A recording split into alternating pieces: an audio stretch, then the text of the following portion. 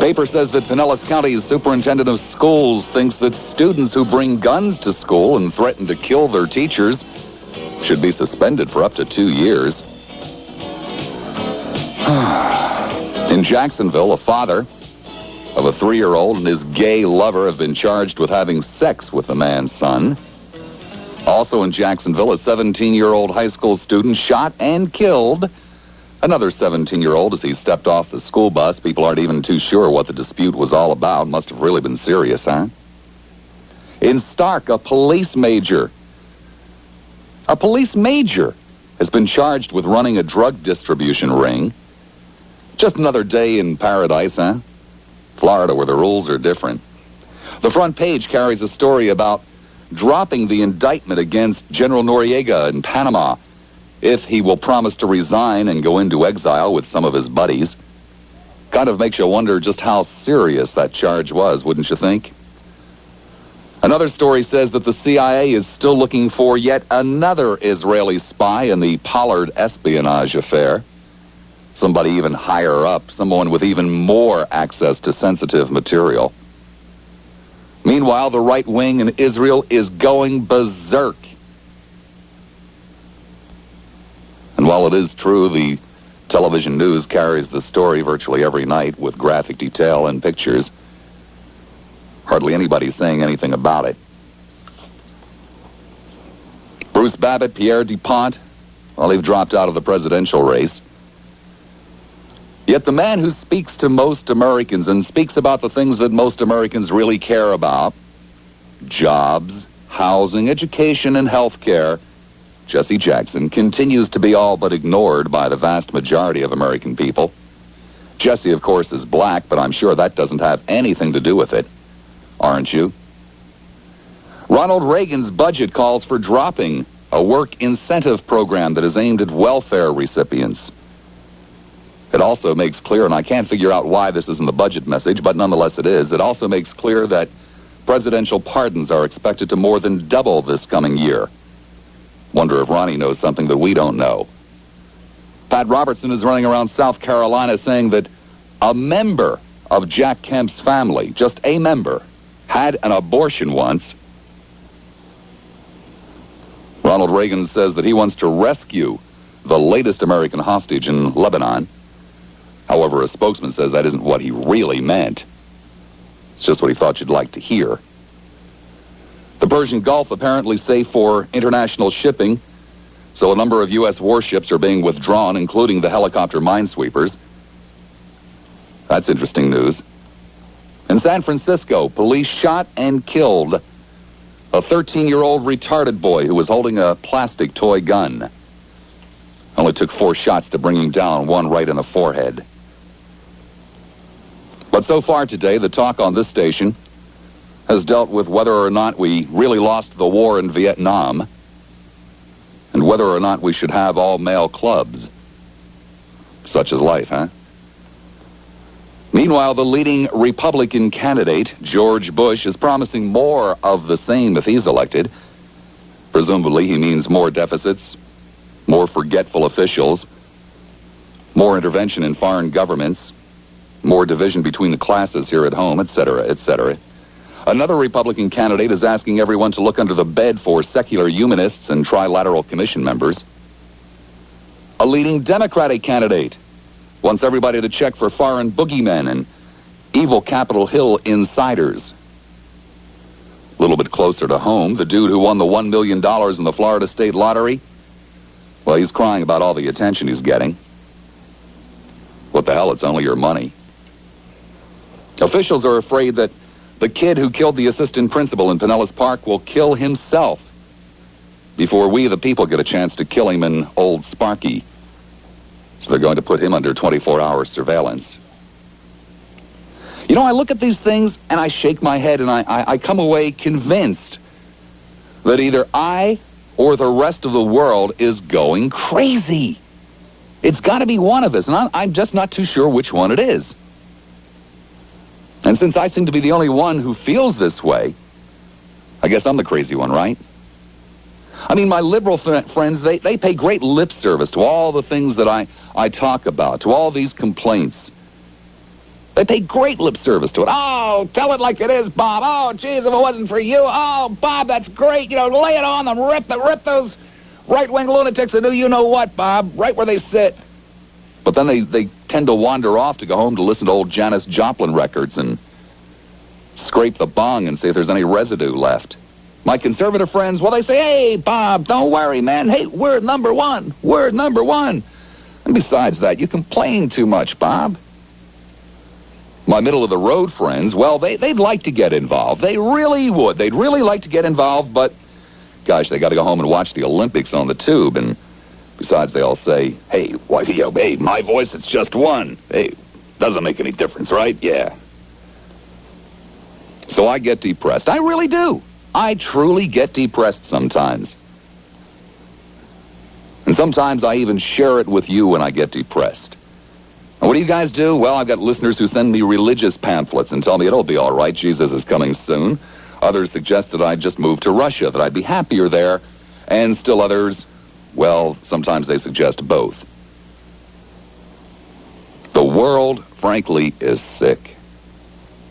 But yesterday, a listener sent me a get well card. I'm not playing games with you today. No games whatsoever.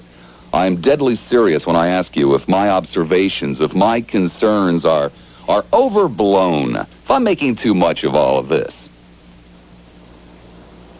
I should think that you'd have to have some concerns that, somehow go a little bit beyond the Oldsmar Bridge, the WWF, or whether or not the local men's club has to admit women. And I would ask you, quite frankly, what are they? What are your concerns? What concerns you about this world? What concerns you about these times? What don't you like about them? I mean, are we on the same wavelength here, or what? What's going to happen? Is there something wrong, or what?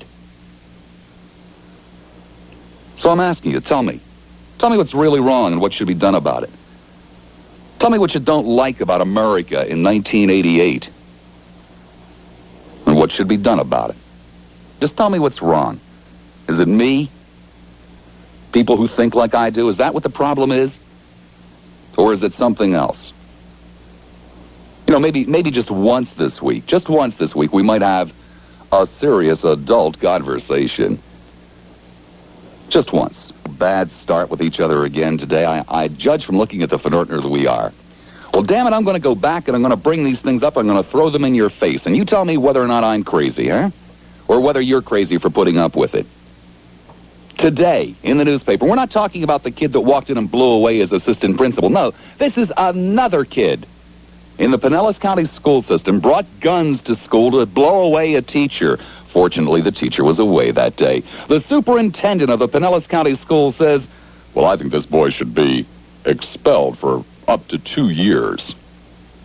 In Jacksonville, in another one of those, isolated, freakish events that seem to happen virtually every week in the state of Florida, a 17-year-old kid blew away another 17-year-old kid getting off the school bus. Killed him. In Stark, a police major. Not some guy getting $16,000 a year walking the beat fresh out of high school, but a major has been charged with running a drug distribution ring. Francisco police shot a 13-year-old kid right through the head because he was walking around with a toy plastic gun. I mean, is this place going crazy, or am I going crazy? I mean, if you guys think it's me, that's all right. Unload on me. Tell me why I'm being, just a little bit too paranoid here. I mean, that's okay. I can take it. I'm a big boy.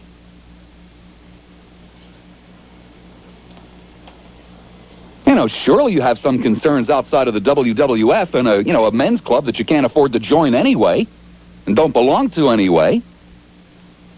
I mean, surely you have some concerns beyond that, don't you? Let me try the numbers one more time. There's one line open to my gut here and throw something on the table. I would venture to say that a tremendous number of my under 40 callers take drugs, and I would venture to say that virtually every single one of them would cite drugs as a major problem in this country. But I'll bet you every single one of them at some time during the last 12 months was at a party or whatever, and a joint was passed around or a little line was put out there on the mirror and took advantage of it. Well, I would have to agree with you 100%. The Ybor City we go. Lionel, hi, you're on the air at WFLA. Bobby. Yes, Lionel. How are you? I said, how are you? Oh, I'm sorry. You were eating your lunch there. I couldn't quite understand. Apple a day keeps whatever away. Thought perhaps since you were down in Ybor City, you were saying something in Spanish. No. Oh, okay. Interesting query today. But then again, Ted Webb has nothing to do with this. But I believe the premise is, what are we going to do today? What about these kids? What about morality? I mean, this is the stock question, I guess, for any type of talk show. And a lot of people call it very well-intentioned. They really think that the guy called up about religion. I mean, I knew that one was coming. But, isn't it funny that we never really look or care about how good things are? I mean, certainly... How good are things, Lionel? Very good. Very good.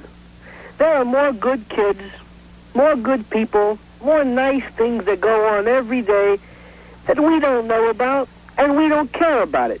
Because when we open the newspaper and watch television, we don't want to hear about somebody doing something nice. And this is not a novel idea either. I'm not taking credit for this. But this Pinellas Park thing, I guess, has spawned all of these questions and intrigue. And I think... Well, people do tend to get, a little bummed out when one of their kids walks into a school and blows away the principal. And it makes us reflect and, kind of like a state of our world kind of an analysis. I think it's fine. But, I think this isolated incident is nothing more than some whacked-out kid who took a gun and blew somebody away. It's happened throughout history. Kids have killed adults. Kids have stabbed people. Our kids today may not be kids anymore. But I hate when people make blanket statements like this. I think the world's a lot better than people think. Isolated incident, Lionel? Pardon me? Isolated incident? What? Yeah. Just because it doesn't happen every day in every classroom, that makes it an isolated incident? It's happening more and more and more and more. It's happening more, but I guarantee you, everybody out there who's listening, scratch your heads and think, when was the last time in this community you heard of a kid bringing a gun into school and killing or shooting a teacher? I can't think of anything. I know kids have killed themselves. I know kids have brought guns to school. But if we're looking at this within the parameters of these facts and we say, has this happened before? I can't remember this ever happening. Now, I'm not saying we should say, well, it's isolated, some weird kid, some kid gone bad. Let's forget about it. Let's not pay attention. It's not going to happen again. That would be stupid. That would be deadly to think that. But right now, I know more people out there who are good and nice. And everybody seems to forget this. And I guess that wouldn't make interesting talk radio. Well, you seem to be forgetting that, for example, like, in the good old South here, it seems that more people are armed than unarmed. Why are they armed? They're armed because they're afraid of or fear or hate the people that they live with. No. True, and they're also more armed because the law now allows them to do it. You know how long people have been armed? The law allows them because the law is a reflection of the people. Sure, of course. So everything is hunky-dory because we hate each other? Do you know how long, Bob, people have been armed and have carried weapons to protect themselves? Well, it wasn't so much to protect themselves as it was to feed their families. Oh, come on. Since the beginning of time, people have packed rocks, weapons, knives... Yes, when they lived out on the prairie, not when they lived in town. Just because we're in town doesn't mean we're any different than when we were in the prairie. Well, we are now. Why? I don't know why, Lionel. That's what I'm asking. People are afraid. People have a rather, I think, logical fear of having another bad person come up and try to take something of theirs or maybe kill them. Now, I'm sorry, but this has been around since time immemorial. And there are more people doing it today because there are more people, for one thing. Two, they're more sophisticated about weaponry. And three, people don't have this negative connotation, I guess, behind self-defense. But what I'm saying is That's fine. People are armed. People are scared. People are also more aware of crime, which is another reason why the world seems so bad. You know, crime, if you look at it from the beginning of time, number one, I hate to keep numbering these things, but because we're better at law enforcement, we catch more people. So there's the impression that, there's more crime. Is that the case? Or are we merely catching more people? We also hear about crime more than we did. We hear about it through your radio station, others, newspapers, television. We hear crime all the time. There's a perception on people's parts that, well, maybe this is increasing. We have the FBI statistics that come out every year. They say rape is up 2% and that sort of thing. Well, maybe it is, but how can you look at rising crime without looking at more people? Other factors. Do you think we could ever live in a world where crime was de minimis or much lower? I guess we can if you look at Japan and other countries. Their violent crime is low. Thank you for pointing that out. I was going to mention that, yeah. Now, I don't know, and I guess the next question is, what are we, all psychotic? How come the Japs over there cannot or seem to go through life without having this propensity to kill each other? Did you know, and I read an interesting statistic, that their television and their movies are so much more violent than anything we could ever get away with here. Yet this doesn't lead to violence and that sort of thing. How can the cops in England get away for so long without carrying handguns? They might be doing it now, but at least for years, that was the big thing. It's a good question. I don't know. Maybe we're all just psychotic here in the old great U.S. of A. Maybe that's it. But what I'm saying is I don't think it's as bad as everybody says, and I don't think there is a quick answer. You know, people have kids today like animals have kids. There are more kids running around who don't know who their father is, who don't know where they're from, who are looked at as either a tax deduction or another reason to get, for example, more assistance or AFDC checks. I know this for a fact. I know people who do this. I know people who have kids without any knowledge or semblance of knowledge about contraception. They have kids. What's the point? What's the point? Let's wrap it up here. Okay, wrap it up. The point is it's not as bad as we think. And for those of you out there who think that the world's going to be like, Oz, and everything's going to be sweet and cute, you people must be doing mushrooms or something. It's always going to be like that. Lionel, I thank you much. Bobby, have a great weekend. Okay, keep eating those mushrooms. Bye-bye. 144 this question because so many people say, there he goes. There's the liberal attitude. Throw money at it. Throw money at it. That's going to be the problem to everything. Here is Peter Handy, Vice President and General Manager of 970 WFLA. A few weeks ago, we started talking on the air about an official Bob Lassiter fan club. A couple of months ago. Since then, we have received so many phone calls that our switchboard was shut down twice. Mm-hmm. The phone company has asked us to make this announcement. Please do not call the switchboard regarding the Bob Lassiter fan club. It really means he wants you to. I can tell you that in just a few days, we will make a major announcement about the new Bob Lassiter fan club. Stand by for the information you've been calling for, and thanks for listening to 970 WFLA. For God's sake, whatever you do, don't hold your breath while you're doing it. Liz into Bob Lassiter.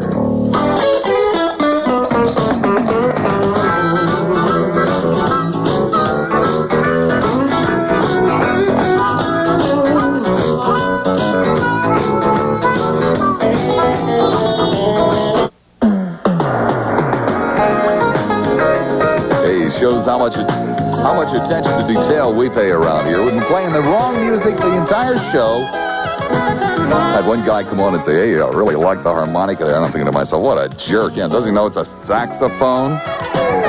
Suddenly dawns on me, we have been playing the harmonica. Destroy that card. I'm tired of it.